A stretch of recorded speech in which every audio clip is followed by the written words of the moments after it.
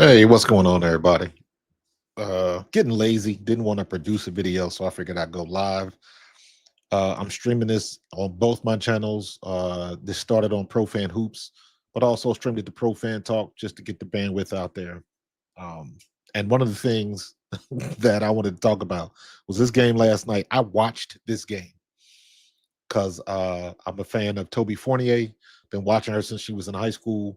Um, and her rookie season, her freshman season last year with Duke.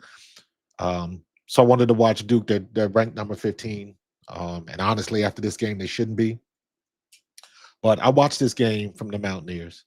And Duke really was not playing very well. This is right at the halftime. This is when everything happened. For those of you who don't know, um, right before halftime, one of the girls from Duke blocked uh, the girl from West Virginia, blocked her shot. And then she flexed on her, like got in her face, yelling. You know how they do when they block a shot. And the girl took exception to it and got in her face and pushed her. So the girl from West Virginia pushed the Duke girl. The Duke girl came back and pushed her back. And that started the whole thing. Now, what happened was everybody from West Virginia left the bench. Everybody that was playing for West Virginia left the bench. And the rule is if there's a fight or confrontation or something going on the court, if you leave the bench, if you are on the bench and you jump off the bench like you come in to fight, you will be expelled from the game. You will be kicked out of the game. That's exactly what happened. Duke only had one player come off the bench. That one player was kicked out. Matter of fact, no. The one player from Duke that was kicked out, she was kicked out because she got a flagrant two. And I think it was the girl that pushed her back because this wasn't like getting in anybody's faces and kind of rubbing shoulders. This was a shove to the chest, and the other girl came back and shoved her back in the chest. And like it was really about to go there. So this was not just, people hyping each other up and getting each other faces and blowing off steam. Nah, they were pushing and shoving, and it was about to go there. So, um, and it looked like the first half of the game, Duke didn't look great. West Virginia didn't look great, but it was one of those things where if you were to look at this game, you would think that why is Duke playing down the competition? What's up, Dave Money? Why is Duke playing down the competition? West Virginia shouldn't be hanging. They were unranked, but 3-0, and Duke is ranked 15th, and they lost that game to Baylor. I watched that game. Um, so the game was looking as if like Duke, you coming out flat. That's what you say. Duke came out flat, and it didn't look good. And I was like, what are they doing? Now, mind you, this is halftime. This is how bad Duke was playing. It's halftime. Look at the score. It's 23-20. This is a high school game, and I've seen many high school games with more points than this. It's 23-20, so Duke's got a 3-point lead. And it wasn't like Duke took off and West Virginia had a good run. It was kind of close like this the whole first half. It was not a very good first half of basketball, period. Duke did not look good at all. Then this happens. And then you realize after all of the stuff, because the whole good morning, Ian. The whole halftime they were talking about this and who might be out and this, that, and the other, because they didn't know. The announcers didn't know. And then right before the half, it was almost like they got an extended half. And then right before everybody came back, the refs came to the announcers table, told everybody who got kicked out, who was playing, blah, blah, blah, blah. And it was all when it was all said and done, West Virginia had 6 players ejected. So literally, they had 5 players on the team that were active for play. 5. The 5 that were on the court. And here's the thing. Everybody that was playing for West Virginia in the second half didn't start. They didn't start. The second half starts. And this is again and this is the best way I can explain this. So you'll understand what I'm talking about. It was as if, that time where you played Madden or you played 2K, the video game, and you play with your little brother or your little cousin, and they've been begging to play with you, and you just gonna beat the brakes off of them. So you miss shots on purpose. That's what it looked like. It looked like a video game. Duke could not buy a friggin' bucket. Dude, it was unreal. Toby Fournier, who can dunk, mind you, who can dunk with two hands. Toby Fournier was missing baskets. She was missing shots underneath the basket in the paint, like directly underneath the basket. She could not hit a shot. It was the craziest thing I'd ever seen. And then by the end of the game, it was Duke brought it back to 5 points, but they could never take the lead back. They could never get it back.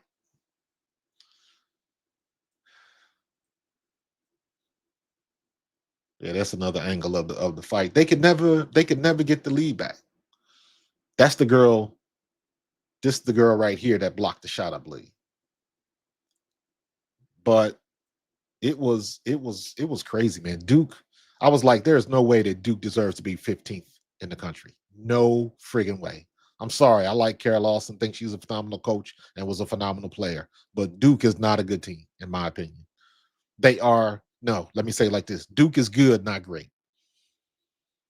And when I say good, yeah, they're pretty good. I'm not even putting them on the upper echelon of good. They did not look like a top 15 team whatsoever. So, and that second half proved it. You let an unranked West Virginia team with only 5 available players beat you in the second half.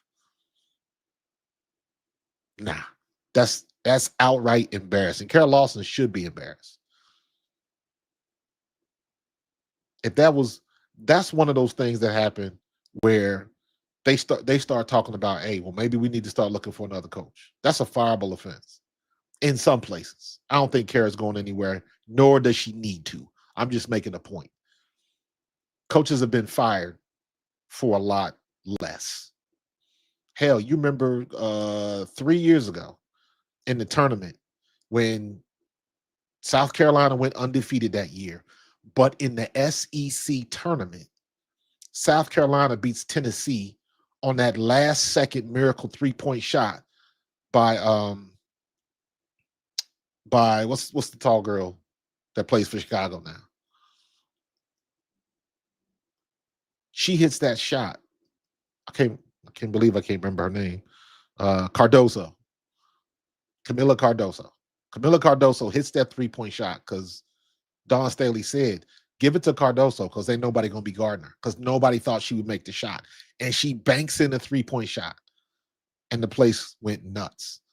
And Tennessee ended up losing the SEC title because of that shot. And the coach got fired. That's what I was getting to. She got fired. She was in the SEC finals and for all intent and purposes had won the game. And South Carolina hits a miracle shot and she loses and they fired her. So, yeah, I'm with you on that one. She fell to her knees. She fell to her knees and like in tears after that. I remember seeing the shot, and she, after that shot went down, she just dropped to her knees and covered her hands. I remember that. Yo, your mama. This is what it means to you ain't got nothing to lose. You're exactly right. You're 100% right. You was 100% right. Because I watched that game. I was like, are we finally going to get to the point where some of these games are competitive? Because I'm a fan of Malaysia. I'm a fan of Dawn Staley in South Carolina. I like LSU. I like Flauget. I like those teams. I like Iowa State. I like Audi Crooks. What's the girl? I haven't really watched her play yet. Tania Latson. That's the girl that went from Florida State to South Carolina. I'm a fan of Silas Swords at Michigan. I am actively watching Keomi McMiller at Penn State because I was watching her. I'm in New Jersey, so I was watching her at Rutgers. And then when that whole thing happened last year, when she got suspended, the coach suspended her as they were playing USC, so she didn't have a chance to go toe to toe with Juju Watkins. But she's at Penn State now, and you know what? Penn State won the other day. So I'm just saying that that's somebody that I'm watching. So I am actively watching these women because I don't watch men's college basketball. I just don't. I enjoy watching the women's basketball better. But this game right here, Duke just looked bad. Duke did not look good at all. Not at all. So Lil Griffith, this is basketball talk, bro. Oh my God. I'm gonna be outside cleaning, getting the leaves out the yard. So I might go live on my other channel for that. So just to talk football. But I wanted to talk basketball this morning. I didn't feel like producing the video. I didn't feel like editing. None of that. I'm lazy. I got some stuff I want to do. I want to get my butt outside and out of this chair and move around a little bit, get a little exercise. So I'm gonna rake my leaves this afternoon because this is the week for leaf removal in the fall. So I'm gonna do that. Charging up my batteries for my leaf blower, all of that type of stuff. So yeah. But I just wanted to talk about that game for a minute. That was incredible. That was incredible, and that was not a good look. That was not a good look. And I was looking for some. I got to go back and look at some of the post game comments from Karen Lawson to see what she said about that because that was embarrassing. That was probably well.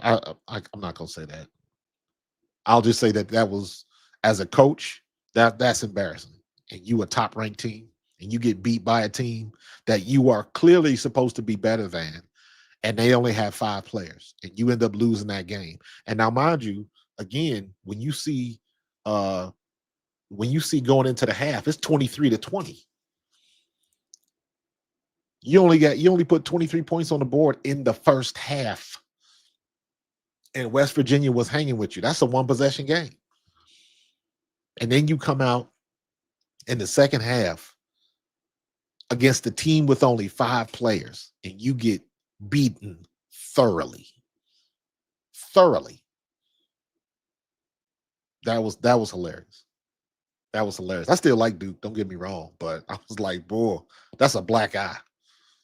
But this might be one of those moments that can galvanize a team, because this is embarrassing. Nobody wants to get embarrassed. And you come out with a little bit more fire and a little, some other things can happen a little bit later on. So we'll see how this projects on them in the future. Because if I'm Duke, I'm pissed. And whoever I'm playing next, I'm beasting on them. I said it last night on Twitter. This was one of those games in that third quarter, late in that third quarter, and it was a 12-point game. West Virginia is up by 12 points. And again, Duke can't buy a damn bucket in the second half. I don't know what was on. They shooting the ball like they was drunk or something. I don't know. But I was like, this will be the perfect opportunity for Toby Fournier to get the ball and just dunk on folks. Just dunk on them. Just to give Duke some type of spark. Somebody gotta go up and get it done. But it never happened. It never happened. Toby Fournier, who can dunk with 2 hands, was missing shots in the paint. I ain't never seen the team miss that many shots. That was ridiculous. That was absolutely crazy. So I didn't get it, but hey, one of them things, man. One of them things. I'm trying this new get up from YouTube that lets you stream to landscape and like mobile video at the same time. So we'll see how this turns out. But yeah, man, that was crazy. That was absolutely crazy. So So yeah, that was a game. I know there's another game today that I wanted to watch. I think it was South Carolina and somebody else. I'm working on a video. I'm gonna get my top, like my top. I'll probably have to do a top 10. I want to get my top 10 players to watch this year. Now I'm doing this, and I gotta make it clean. I'll make it clear in the video when I do it. Um, this is not ranking. I'm gonna do a top 10 players that I want to watch. This is not a ranking, like who's the best player. This is it's gonna be a list of my personal opinion of players that I want to watch. That's how it's gonna do. I think also was Lawson, you the coach of the USA team. You the coach of the USA. Yo, that's a great point. That is a great point. You the coach of the USA team, dig deep and help them find something within themselves. I agree 100%. However, I will say this. Good point, by the way. I will say this. As a coach, because I've been in these situations when I coach, and it doesn't matter if you coach in little league, high school, or college. Hell, even in the pros. It's just the way you deal with people and how you talk at people. Um, that's the difference. Now, when you dealing, I've been in a situation like this where we getting blown out, but I'm dealing with kids. I'm dealing with 10, 11, 12 year olds. I've seen it happen, and it's happened to me in high school and in college. So I understand how you talk to people. And I've talked to high school students in competition and stuff like that. So my experience in this varies a little bit, but um, you can't, there's only so much you can say in a situation like this because you, as the coach, are not on the court. So there's what you gonna do. You ain't shooting free throws. You're not setting picks. You're not making passes. You can't get an assist, and you're not popping jumpers. So as a coach, what exactly can you do? What exactly are you going to say that hasn't already been said? I know Kara Lawson is a very competent coach and a very good coach. What is she going to say at that particular moment that's going to invigorate the team if they can't, they're experiencing it. This is where a coach says, you ain't got no pride. This is what you putting on the court. You ain't got no pride. You like, what's going on? That's the only thing a coach can say in a situation like this. What's up, Tim? Yeah. I'm doing basketball. I just shared it with my Pro Fan Talk. This was really Pro Fan Hoops, but since I'm trying to grow the channel, I figured I'd share it with both. So if you normally see me on Pro Fan Talk, head on over to Pro Fan Hoops and hit me with that subscribe. So um, basketball's getting thick, so I'm excited that we almost there. Plus, when I get Pro Fan Hoops up to 500 people, then I can, you can get the super chats and all of that kind of stuff, so I can start making it run. But I appreciate you, Tiff. Um, but yeah, like I was saying, what are you gonna say to the kids? And that happens in football and all that other kind of stuff. When I used to coach football, I coached football for 10 years. And I would tell kids, like, when they getting beat on the field, the one thing I would always say, my phrase was, don't get mad, get better. Because if you mad on the court, if you mad on the field, that ain't doing me no good. If you can't focus that anger and expel it on this particular player or make that tackle or make a play, your anger is doing me no good. And especially when you're talking about kids, and in some situations, especially when you're talking about women, it ain't no different with men because men get out of control. Women get emotional. That's how that works. Women get, both parties get anger. But when you look at men versus women, how we react and how we built and the psychology and all of that kind of stuff is, to me, is very simple. When men get angry, they get out of control. When women get angry, they get very emotional. But the end result is the same. When you get so angry that you can't focus on what you're supposed to be doing, when you get so emotional that you can't focus on what you're supposed to be doing, the end result is the same.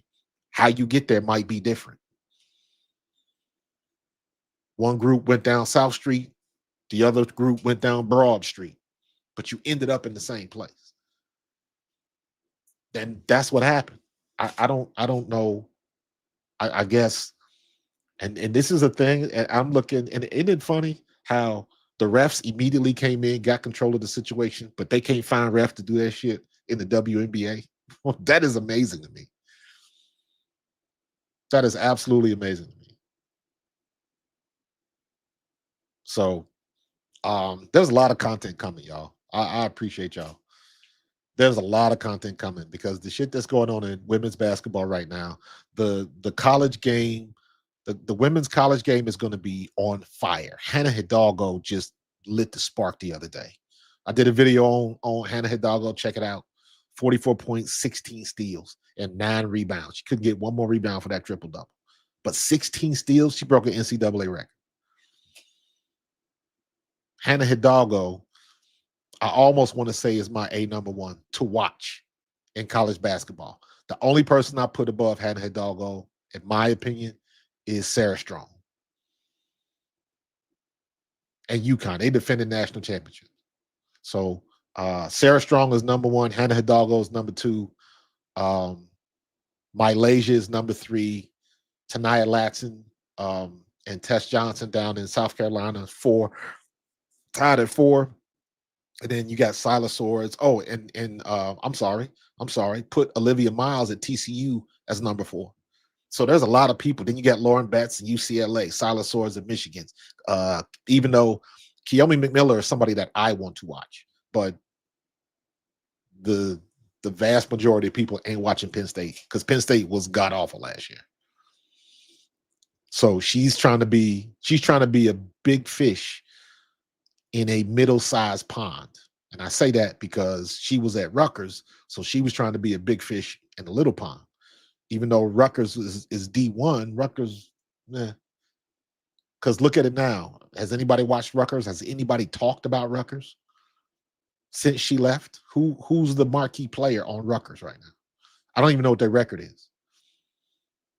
And I talked about this last year when the situation happened. That is a conversation that I am going to get into a little bit later. I need to write that one down because I don't want to forget it. That is a very interesting situation. Just like last night when they get into this fight before halftime. Because all the girl was doing, she blocked the shot. And I'm sure that it was probably some jaw jacking and smack talking going back and forth. That's what happens in competition. But even like in the NFL, they're trying to take the taunting and the emotion out of the game. So when you block a shot, what's the first thing everybody does? They wanna flex. And you yelling in somebody's face and they right there. And the girl was like, not today. So technically, that girl from West Virginia, she cost her team 6 players.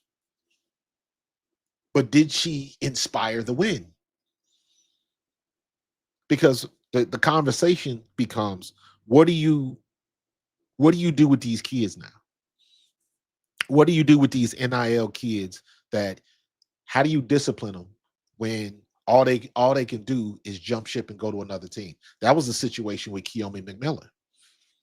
Whatever, because if you watched Keomi McMillan, and this is where the reason why I bring her up, because to me, Keomi McMillan and the situation that happened with USC and her leaving the team, that encompasses everything people think is wrong with NIL right now. You got it. She's clearly a talented player. She's a crazy ball handler. And if you watch some of the highlights she had at Rutgers, she was doing things, spinning on folks and like she was crazy with it. Her handles were crazy with it, and she was embarrassing people. But you also saw other members of her team on the court during the game, just sitting there with their arms folded, like, oh, here we go. Here we go. I know she's gonna pull it up. I know she's gonna do everything on her own. She was the consummate ball hog, but she had skills. So whatever happened had to have happened with the teammates.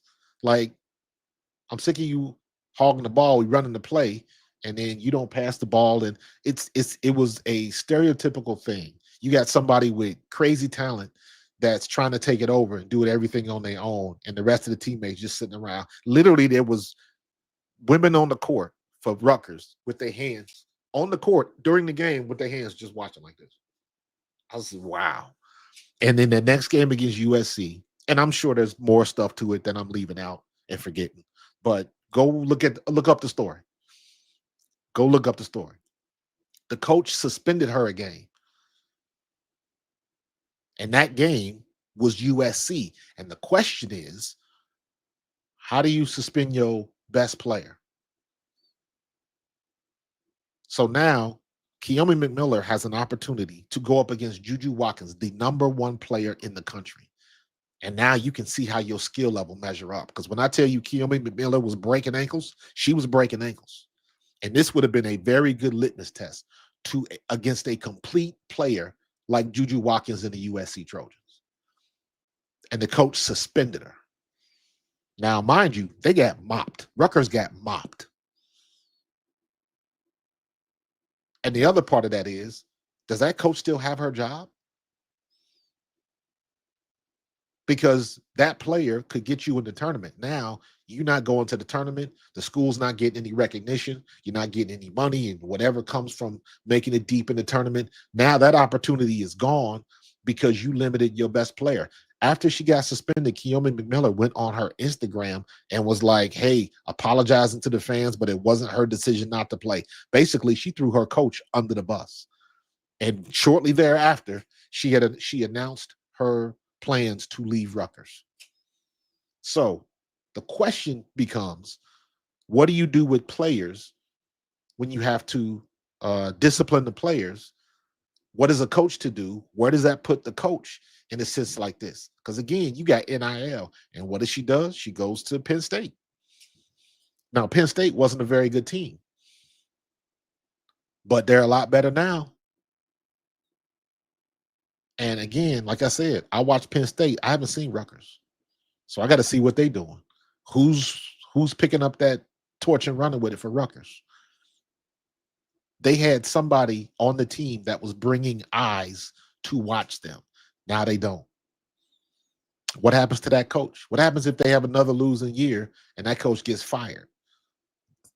Ultimately, benching that player is why she got fired.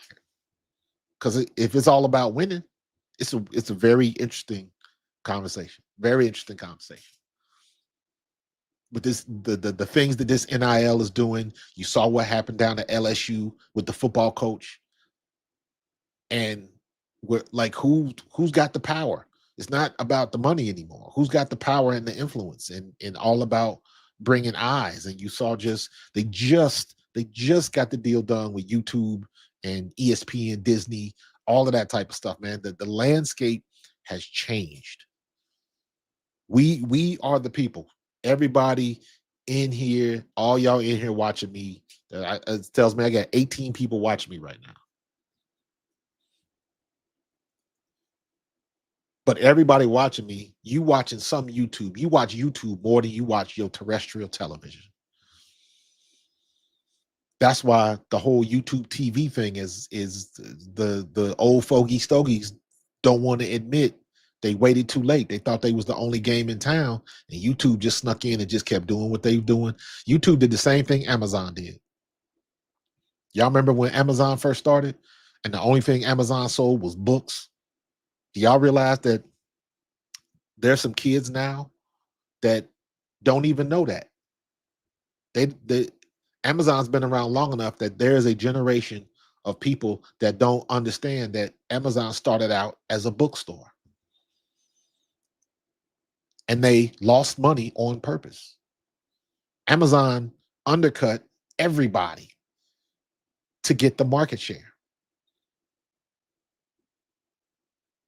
You could go to Border Books. You could go to Barnes and Noble and get the books. Remember that was that big boom. You would go to Barnes and Nobles or Borders Books, and it turned into an experience.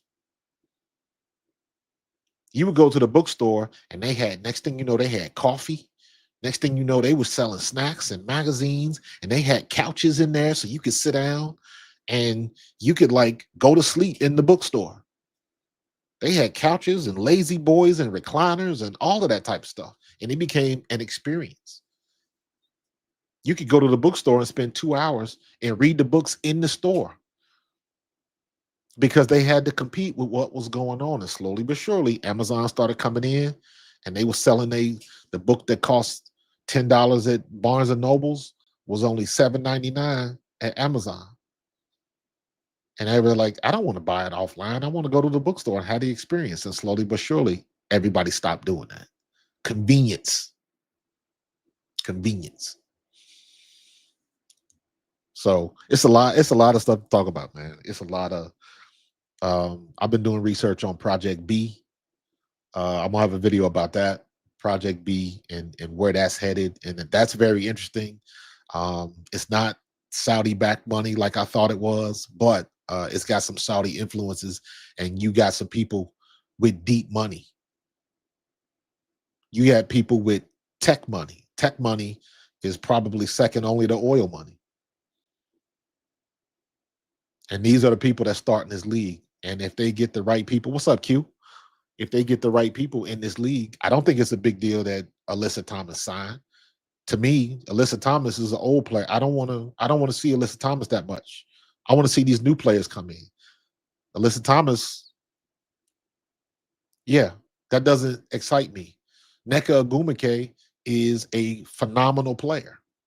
And the only reason she's getting the headlines, in my opinion, that she's getting now is because she's the president of the WNBPA, and she joined another league, or she, it's a whole big conflict of interest right now. But the reality of it is, you take these quote unquote stars. Now I'm jumping into W a little bit. You take these stars, and this is not a hard question. You look at what's going on in the WNBA. You look at all of the people, and I know everybody talk this shit about it's more than just one person, whatever. I don't even want to get into that argument no more because people can't see the forest for the trees. But in this situation, if you would try to name 5 players that you want to see in a different league, that you would follow, that you would actively watch. Nneka Ogwumike is not on that list. Neither is Alyssa Thomas. If you want to talk about the players you see, let's keep it real. Let's keep it obvious. Caitlin Clark is number 1. Angel Reese is number 2. Asia Wilson is number 3. The last 2 spots, and again, this is just my opinion, the last 2 spots, Sabrina Ionescu, because in my opinion, Sabrina Ionescu's profile got blasted so high when she did that NBA 3-point shot with Steph. I wish Caitlin Clark would have done it, but Caitlin Clark didn't need to. But Sabrina Ionescu, her profile was up there, and I would also say either Fee or Stewie. I would go with Fee. Fee's the phenomenal player. Fee's got the look. She got the cover girl looks, all of that stuff. So I'm looking at those 5 players. Who did I say? Caitlin, Angel, Asia, Sabrina, Fee. Those 5 players. And you could extend that list, but who do you want to see? Even the young players. What young players do you want to see in the new league? What young players? That's the question that people want to ask. You're talking about starting another league. The league is only going to have 66 players. So you got to maximize what you got. You got to maximize the draw power. Who do you want to see? Nneka Ogwumike is a phenomenal player. So the basketball purists will say she's one of the best. The casual fan, and I say this all the time, the casual fans are the ones that pay the money. There's not many purists. If you go to a team, look at Indiana as an example. You go to the Indiana Fever, all of those years where the Indiana Fever was not good, and you go to games and they're in a 20,000 seat arena and there's only 5,000 people showing up. Those 5,000 people, maybe 50 to 60% of those, if that, those are the diehard, hardcore fans that, good, bad, or indifferent, they are going to show up for that team. But the hardcore fans are not filling the arena. That's my point. So they gotta, if they spending this much money on scholarships and things of that nature, you got to get somebody that's gonna fill the arena. And here's how I visualize it. Right or wrong, this is how I do it. If you got another way to do it, put it in the chat. You take anybody. If you say, again, obvious example. If you say, if you wake up today and hear on your radio, I'm in Philadelphia, right? I'm in South New Jersey, Philadelphia area. If they tell me Caitlin Clark is going to be at the Sixers arena today to talk about basketball and play in the exhibition game, how many people are going to show up? If you in Maryland, if you in Chicago, and you wake up today and you hear, hey, Angel Reese is going to be at this arena, at this venue, and she's going to be signing autographs. How many people are showing up?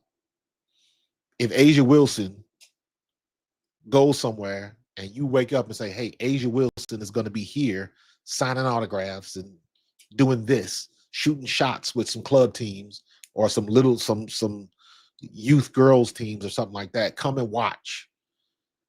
Every ticket sold will raise money for insert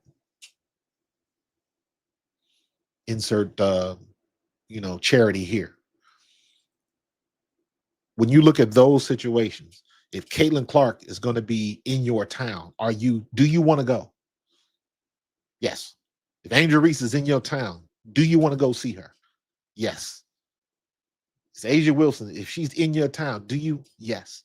And you keep going down, and you keep getting those yeses. But here's where it gets different. You got to ask people that aren't interested in the sport. You got to ask people that I shouldn't say not interested. I should say not as interested. Yeah, I watch basketball. Yeah. Who's your favorite player? Steph. Because everybody knows who Steph is. Your grandmother that doesn't watch basketball knows who Steph Curry is. They know who LeBron is. Now they know who Wemby is. But still, there's a lot of people that don't know. Wemby's not mainstream yet, in my opinion. And that, to me, that's the key. You ask your grandmother that doesn't watch sports. You mention the name Michael Jordan. Mention the name Tiger Woods. Those are the names that break the threshold. Mention the name LeBron James. If you can mention a name, mention Caitlin Clark, mention Angel Reese.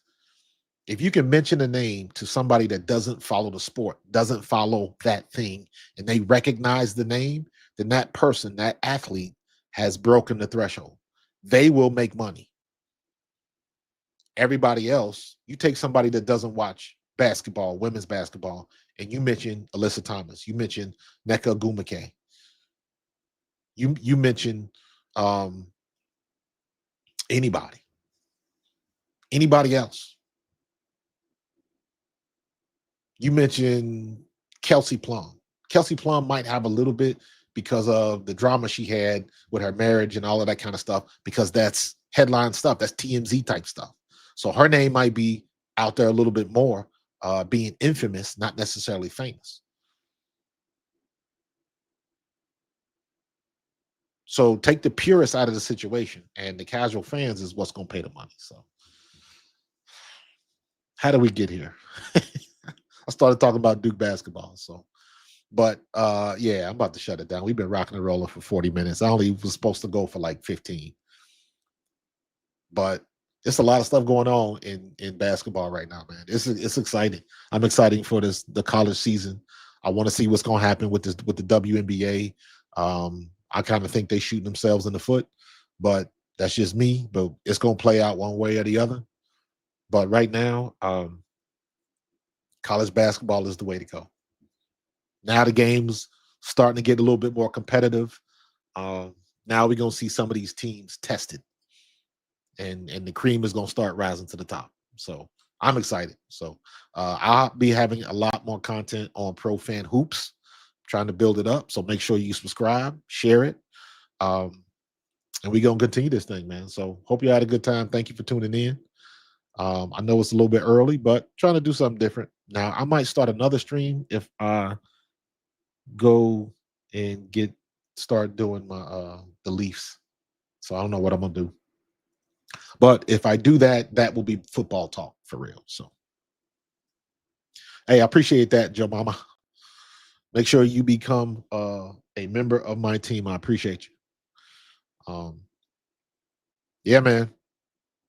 I'm still gonna start. I think I am gonna start getting up like 6:30, 7 o'clock. I might do a stream in the morning where I just do.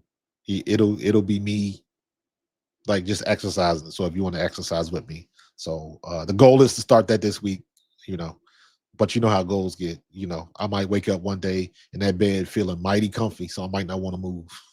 So, but in any case, man, good talk, man. Great conversation. Y'all know me. I like to have a conversation, not a monologue. So I appreciate everybody in the chat chiming in. Um, yeah, we're gonna do this again, man. I just wanted to talk about this Duke game because I actually watched that game and I was like, wow.